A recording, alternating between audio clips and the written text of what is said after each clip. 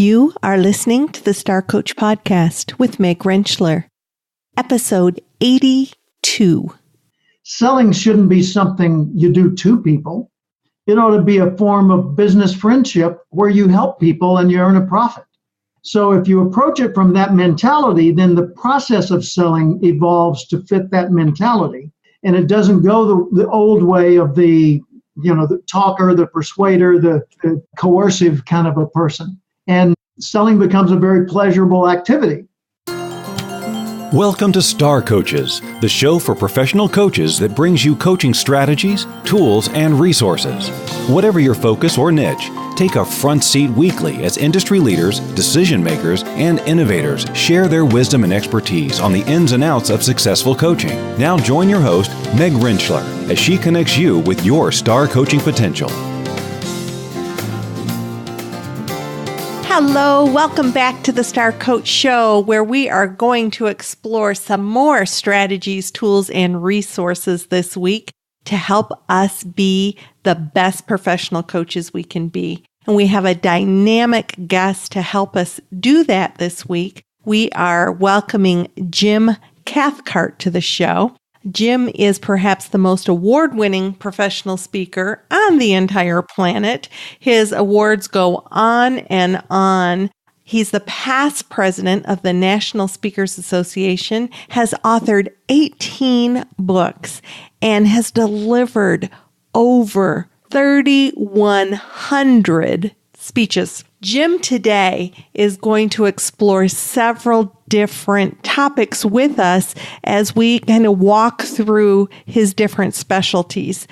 And we're going to look at what is within each of us that is sort of our special core talents, our gifts that we bring forward, and how do we help our clients tap into their unique greatness as well. And then how does that motivate us? How do we stay motivated to maybe even face the kinds of tasks that we don't really always want to face? And one of those is selling. We love coaching. Coaches love to coach, but sometimes the whole concept of marketing and selling is overwhelming.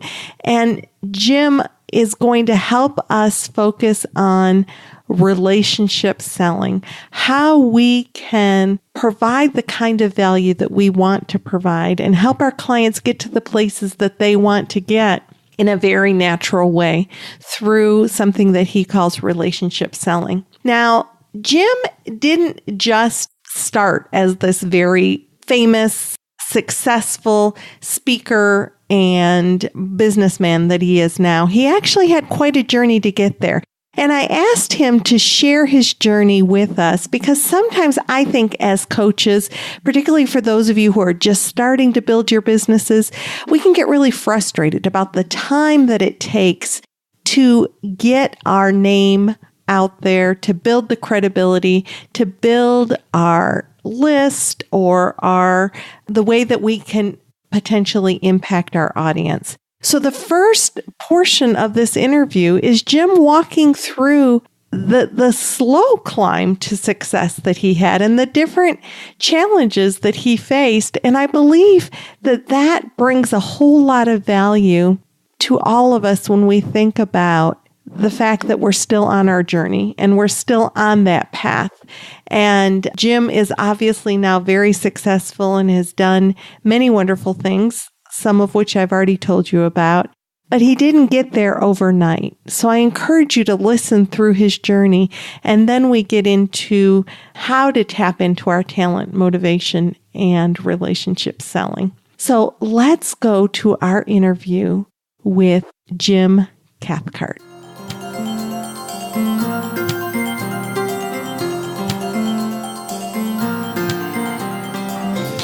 I want to welcome Jim Cathcart to the show. Jim, thanks for spending time with the Star Coach Show today. Oh, it's great to be here. Thank you.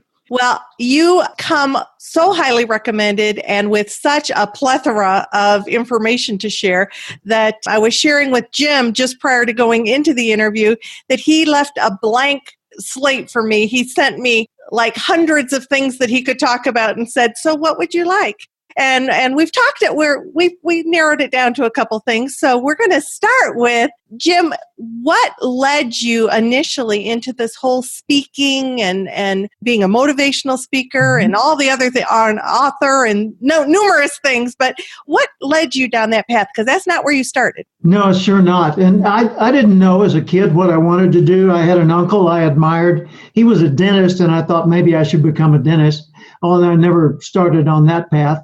And then when I was in the Army at Fort Sam Houston, Texas, I met a fellow trainee. We were training to be combat medics and hospital corpsmen, and he was a psychologist. And I thought, well, that's a cool idea. And that really fascinated me. And then I got away from that for a while. I got a number of different jobs.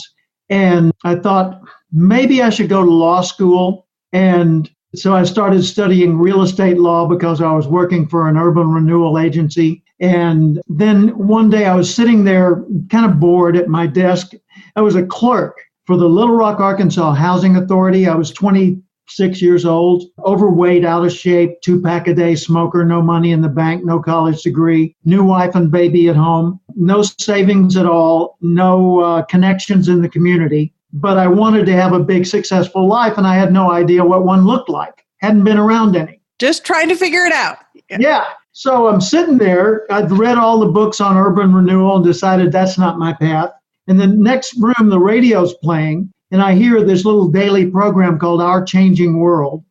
And this deep fatherly voice was delivering the message, 5-minute message. And his name was Earl Nightingale. Earl Nightingale was the Dean of Personal Motivation. That was his brand. He was on 900 radio stations all over the world. So he was a big deal at that time. He was a big deal. He continues to be. That name is a name that's known. Oh, yeah. Yeah. He's like Dale Carnegie and, Zig Ziglar, Norman Vincent Peale, Tony Robbins, some of the major imprints. Actually, Earl Nightingale's on the scale of Napoleon Hill, author of Think and Grow Rich. Well, anyway, I heard him say in that little program that day in 1972, which was long before many of our listeners were born, he said, if you will spend 1 extra hour every day studying your chosen field, in 5 years or less, you'll be a national expert in that field. Well, that hit me like a ton of bricks. I said, that works. Wait a minute. I did the math, an hour a day, let's say 5 days a week, 50 weeks a year, take a vacation, times 5, that's 1,250 hours. Well, 1,250 hours on one topic? Yeah. A leading expert in that topic. So I thought, even I, little old lame, never been an A student me, I could do that. What do I want to be an expert at? I don't know. So it took me a few weeks, and then it hit me. I want to do what he's doing. Right. It resonated with me. I was excited about it. He grabbed you from the other room over the radio. And I had 2 problems. I had never given a speech, and I had nothing to say. That will keep your fees low. And so I thought, well, I guess I'll take him at his word. I will spend an hour or more every day studying the field of personal development, which was a new field to me. I didn't even know it existed until then. But this was the beginning of an era that became, in retrospect, known as the human potential movement. Mm-hmm. And so everybody was interested in motivation and psychology and, success strategies and stuff. So I started becoming a voracious, fanatical student of that field, studying 1 hour, 2 hours, 3 hours, entire weekends, listening to recordings, which at first were on records and then tapes. And it's not like you could Google something. You were going to the library or getting... Google was the last name of a guy in a comic strip. It was Barney Google was the name of the comic strip, and that's where the Google Corporation got its silly name to start with. I didn't know. See? Right there, we can end the interview, I've learned. There you go. There we go. Go forth and multiply. Well, anyway, I didn't know what to do, so I was just grabbing everything I could. And I got all the old classic books, How to Win Friends and Influence People, Power of Positive Thinking, Think and Grow Rich. Mm-hmm. And then I started going to seminars whenever there was a seminar, and there were very, very few back then. There was a group called Adventures in Attitudes that taught a goal setting and self-development seminar, and I went to that. And then I found out that the Junior Chamber of Commerce, JCs, which back then had 350,000 members. Wow. Today it's a little thing with like 50,000 members. But anyway, back then it was as big as Lions Club and Rotary and all that. It was designed for people from 18 to 35. And it was designed to teach them leadership skills so they could be successful in business without having to go get an advanced degree or 20 years experience. So I said, I'm in, I'll join. So I joined a local chapter, a brand new chapter, got really involved. Now, when I say really involved,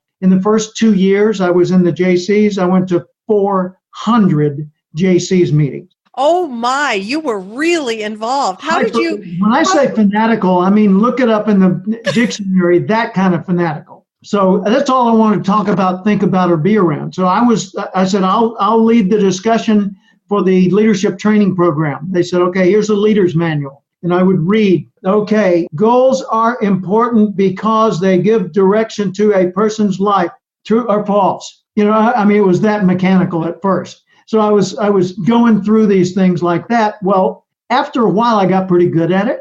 And so people said, could you come to our chapter in another city and lead the discussions for us? And so I was leading this program called Leadership in Action. I ended up as the state chairman in charge of Leadership in Action, which was a series of training programs. Did those 400 meetings in those 2 years. And for the first time in my life, won an award or two, you know, for being the outstanding state chairman, started being recognized as somebody that was a person to have at your meeting, and ended up, my career changed directions. So all this time while you were doing these 400 meetings, you were still working a job 8 to 5? Yeah, and these 400 meetings were all unpaid. Every single one of them was a cost, not a profit. But you were building credibility and your name. Yeah, but I didn't realize that. What I was building was knowledge and understanding. Okay. And so I was as fascinated as anyone else in the room each time I was leading a meeting. And I learned so much, and I got so confident in directing conversations among others that my program popularity grew very rapidly. And I ended up full-time in the business of training and development, selling Earl Nightingale's training materials, motivational materials, door to door to businesses in Little Rock, Arkansas, back in the late 70s or mid 70s. And then in 1975, I got a call from the USJC's national headquarters, which was in Tulsa, Oklahoma. They had 100 employees serving these 350,000 people. And they said, we want you to interview to become the national chairman in charge of leadership training. So the next day I was in Tulsa. Wow. You know, I said to my wife, I'm going to Tulsa. And I sat down and I typed. Watch the boy. I'm on my way. Yes. That's right. And I drove the few hundred miles to Tulsa and went into interview, submitted my resume, which was pretty lame. And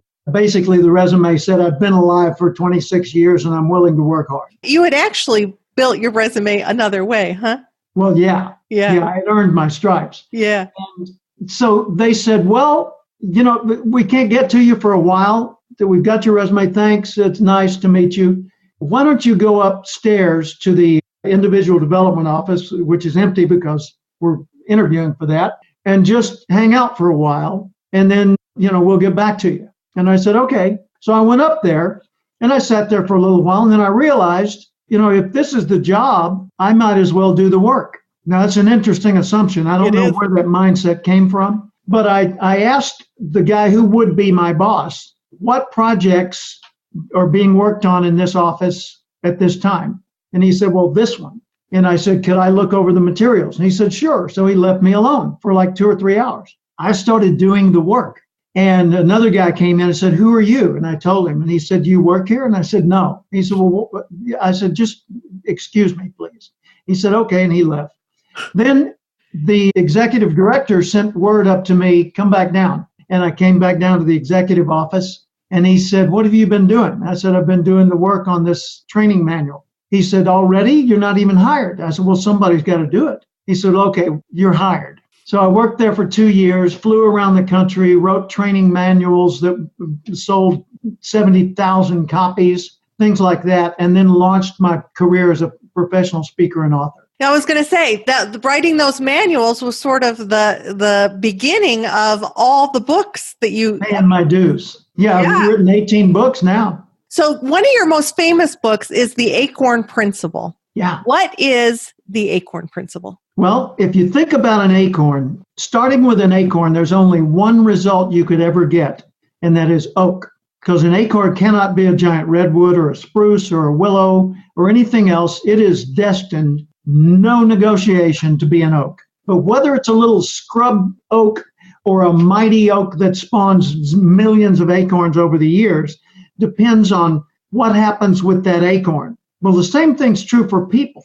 We have a seed inside us that is naturally designed to be a certain form, but that form as a human being allows thousands or maybe hundreds of thousands of possibilities, but only along certain paths. You know, like if I was born genetically blessed to be very, very tall, maybe professional basketball would be in my future. If I was born to be very, very tall with only one leg, then basketball's not in my future. So there's certain elements in your seed that limit you, and not just physically, but intellectually and emotionally and otherwise. And there are certain elements that make you naturally suited for something else. So what our task is in life, and this is what's so appropriate for coaches, is helping people. We're first doing this for ourselves and then helping other people discover what is that seed? What are you naturally suited for? How do you know what you're good at? How do you discover what's going to make your heart sing and your soul vibrate, right? Because when you find that, then you start life tailoring. First, you start career tailoring, you know, making career choices that allow you to do more and more of what you're suited for, less and less of what you're not. More and more resources to compensate for what you're not. More and more opportunities to allow the expression of what you are, right?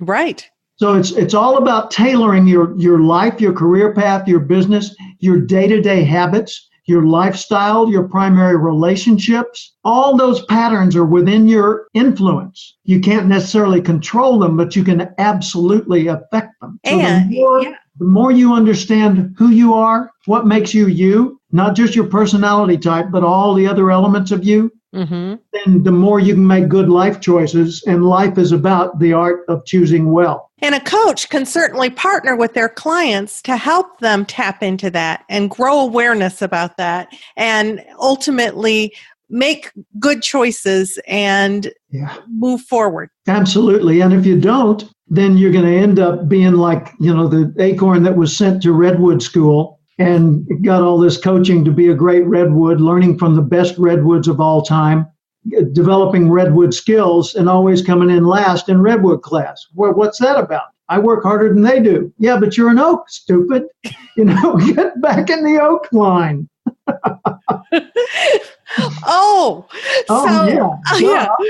So one of the things that, building on this, is that many coaches believe to like their heels at their feet that they were kind of born to be coaches, right? So when I teach coaching at one of the training programs that I work in, we get students from everywhere. We get students who are CEOs who are ready to retire, or lots of different executives from different fields, but they feel drawn to coach. They want to learn how to coach. They want to be certain. They just want to take it to that level, and they're motivated when they come in. Yeah. And sometimes things get in the way of that motivation. So when you gave me that blanket of, I'll talk about whatever you want to talk about, Meg, I was drawn to your motivation handbook and the different, the stories that you tell in there, and just the strategies, the tools. I mean, this is the strategies, tools, and resources, right? So let's dive in a little bit into the field of motivation and how, in particular, people who might be working for themselves, which many coaches are, how they might struggle with motivation and some things that they might apply to, kind of get over that. Yeah. Now, most people, if you say, they say, what do you do? And you say, I teach people how to motivate themselves. A lot of times they'll say they're extra punitive instead of intra punitive. In other words, they're not going to take responsibility for their own problems. They're going to say, I know somebody who. Yes. Right. So they say, I got some people over here. Can you motivate them? No. What? You're an expert on motivation. You wrote a book called The Self-Motivation Handbook. You've been a motivational speaker for 41 years, 3,100 engagements all over the world, and you can't motivate them? No, I can't motivate anybody. I can certainly provide motivational direction, but the only person that can motivate you is you. But you can stimulate. Yeah, you can stimulate motivation, but when you think about motivation, take the word apart. Motive, action, motivation, right? That's what it is. If it's only action, that's just generic behavior. If it's only motive, that's just wishes and dreams, right? You've got to have the desire, the motive, coupled with action upon it in order to create something. So the only way I can motivate somebody else is to activate their motives. Now you could say, well, no, you give people motives. No. If they don't, for example, if I were to hold a gun to somebody's head and say, I need your money, they would probably share it with me. Not willingly. And not because they were motivated. No. But their motive wouldn't be to give me money. Right. It would be to avoid death. Right. Right. So if they didn't care if they lived or died, they'd just look me in the eye and say, take your best shot. Sorry, dude, I'm not sharing. And they defy me. Well, if someone doesn't want the reward or incentive or the trophy or the acknowledgement that you're offering your team for doing the work, they're not going to be motivated to do the work. So what do? Well, you find out from every person in your organization what their motives are. How do you do that? Dialogue, listening, paying attention, observing their patterns. Over time, with each person in your life, parents, children, any application, you can determine what stimulates another person and what doesn't. And if you inquire, why'd you do that? What was that about? Then you learn more about what the underlying motive is, because it's not the wanting the new car that is the thing to go for. It's understanding what a new car means to them. New car is prestige. It shows that I'm important. New car is transportation. It means I've got the freedom of movement. New car is a form of self-expression. I've customized it to be my car. Everybody sees it and they know it's mine. Right. New car is proof that my spouse loves me. New car, whatever new car happens to be. But it's not the car. The car is a tool. The motive is the key. And when you understand motives, it's a whole lot easier to motivate people. Okay. So let's look at the fact that coaches coming into their businesses have lots of motivations for wanting to do that. Yet they can hit some obstacles. Maybe they thought it was going to be so much easier to start their own business than it really was. Or they thought the number one thing. Yes. Number one thing, and this is true for professional speakers. I'm past president of the National Speakers Association, and I know thousands of others in that field. The same problem. They know their craft. They love practicing their craft, doing their thing. They hate selling new accounts. Yes. So the coaches say, oh man, I'm great at coaching. I can do blah, blah, blah, blah, blah. I can do all that for you. How do you get new accounts? No, a lot of online communication, referrals. I've got a new brochure. My website's under reconstruction. In other words, they got no answer. Well, that's why I wrote the book, Relationship Selling. Selling shouldn't be something you do to people. It ought to be a form of business friendship where you help people and you earn a profit. So if you approach it from that mentality, then the process of selling evolves to fit that mentality.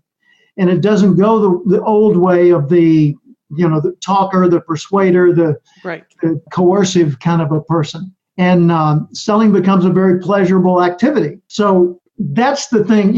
Most coaches that I've known, and I've known many, find it difficult to stimulate themselves to make new contacts, but they love practicing their craft. Well, and you are so on target. Every student who comes into the program is talking about wanting to coach, not wanting to market or not wanting to build business.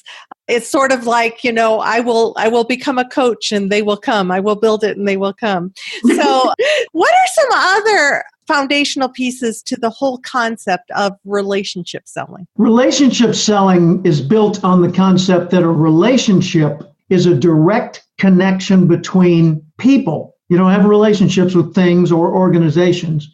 You have relationships only with other human beings. And you don't have a relationship with a crowd. You have a relationship with each person within that crowd. So relationship is always personal. Even if it's a professional relationship, it's person to person. And the essence of a relationship is the exchange of value. If no value is flowing back and forth, it's not a relationship. It may be a transaction, it may be a ritual, but it's not a relationship. So how do you make a relationship more valuable? Well, the answer is in the question, more value. Mm-hmm. So how do I get this person to value me more? Find out what they value and help them get more of it. Now, what they value happens to be a motive. So all this comes back to the same underlying impulse, right? So what they value, what they care about, what they think is important, what they think matters in the world is a direct reflection of their motive. Mm-hmm. And their motive to fulfill that, to acknowledge or serve that value is where the key to the relationship lives. And if I can find out what you value and help you get more of it, like Zig Ziglar used to say, you can get everything you want in life, you just help enough other people get what they want. Absolute truth and wisdom. Then all I've got to do is look at each of my relationships, the people I'm coaching, the clients that have hired me, the people in my community, anybody I've got a connection with, figure out what they value, help them get more of it, become a better and better and better solution source for other people, and they will start seeking me out. But I've got to communicate that I am that to the marketplace if I expect anybody to take the initiative to seek me. So for years and years and years, I've got to seek them with my message and then let them, come through a filtering process to see if they're the right prospect for me. Right. So that circles then around. Two things were popping in my mind as you were talking about that. First of all, that's exactly what you did when you got the job after starting on their project. Yeah. You gave them value, and they gave them value they weren't paying for. Exactly. Yeah. And that made me stand out from all the other candidates. And it served you well, and it served them well. And really, that's what I find when we give value. If we just give and give value, value will come in return. It's not about, ask and you will receive. If you give, you will receive. It's that flow. But the other thing that you, as you were talking about that, I thought about your public speaking and your long history of being a speaker, and how coaches, one tool that they have is if they build their skill, that they could be out there giving value through speaking. Absolutely. Yeah, I put together a course called the Confident Communication course on how a person can build a practice as a professional speaker and become more effective, more profitable, more substantial in their market, their chosen path. And that whole thing was based on what I had done and what my colleagues had done over 40 years, or I think when I first developed it, about 35 years of paid professional speaking. All coaches might not aspire to be keynote, but at the same time, I think there's some real value in thinking about speaking to sell or speaking to bring value and create those kinds of relationships. Well, it's the best way in the world to sell your business or sell your services, because you're reaching so many potential buyers at once. I did a program several years ago at California Lutheran University, where I'm an entrepreneur in residence now. But back at that time, I was approaching them. And I said, I'll do a free program for you as long as I can have a product display for my services and products in the room. And they said, well, okay. So I did a program on how to use public speaking to grow your business. Mm-hmm. And I used public speaking to grow my public speaking business. And so that day I did what I did, and then I explained each thing I was doing just after I had done it. Here's what I just did, and here's why. Mm-hmm. Here's how that works, and here's how you can use it. And then I go into the next segment, and I'd do a little piece, and then I'd back off and explain it. And at the end of the day, I had new clients, and I got an invitation to be on the Dean's Advisory Council, where I've now been for 14 years. All through speaking and bringing value, and ultimately people realize what you offer, what you have, and I want more of that. And you're a coach. You ought to be teaching other people how to be coaches. Because when you do, they're going to see you doing what you do. They're going to understand the value of it. And they're going to say, I'm not confident doing it at that level. Could you come do that for us? And there you have it. That is a wonderful. So we've covered several different things. I mean, we talked about the ACORN principle, and I thought I wanted to talk about motivation, and we talked about that a little bit, but really the whole concept of relationship selling is spot on. So if the audience would like to know more about you, I know that, well, first of all, we're going to post everything about Jim on the website, but you also have a 1 core competency credit training. Tell me a little bit about that. Yeah, that's with extracredits.com. And that's Lisa Patrick's company. Yeah. Lisa Patrick was a former guest on this show. Yeah. Yeah, she's fun. What is your focus for that? In that one, I'm talking about relationship selling. Okay. Yeah. So if you want to know more about relationship selling, it might be worth getting Jim's course through Extra Credits to further your learning and to get a competency credit. Yep. And Cathcart.com has 730 pages of resources that are free. Excellent. And we'll post that on the website for people to access. Yep. And I'm on Twitter and Facebook and, name them. But Facebook's where I live most of the time. So if someone really wants to know what's going on with me, I post on there all the time. And I post personal things, but not the kind of, I'm dining at the restaurant now. Yes. This is what I've ordered for dinner. I did this to achieve this, and here's how it worked. Here's an example. That kind of. Good. So it's a learning tool. You're putting value on even for coaches. For coaches, I recommend that you do get active on Facebook, do get active on LinkedIn. Think of LinkedIn as a free website and treat it like one, and a great prospecting source. But on Facebook, participate in Facebook as if you are your product. So every post you make that has a personal nature to it, make sure it's compatible with the brand you're trying to build and the level of communication or relationship you want to have with the people who would be the potential readers. I've got quite a following on Facebook, thousands and thousands of people, and I get feedback all the time on personal as well as professional posts. Mm-hmm. Some of them go nowhere, and some of them get 200 reactions in one day. So that's great. So make your Facebook congruent with who you are professionally, your brand, and interact with people on that. Continue to build your credibility through that and bring value through Facebook as well. You bet. Thank you, Jim, for spending time with us today and sharing so much information. My privilege, Meg. I appreciate it.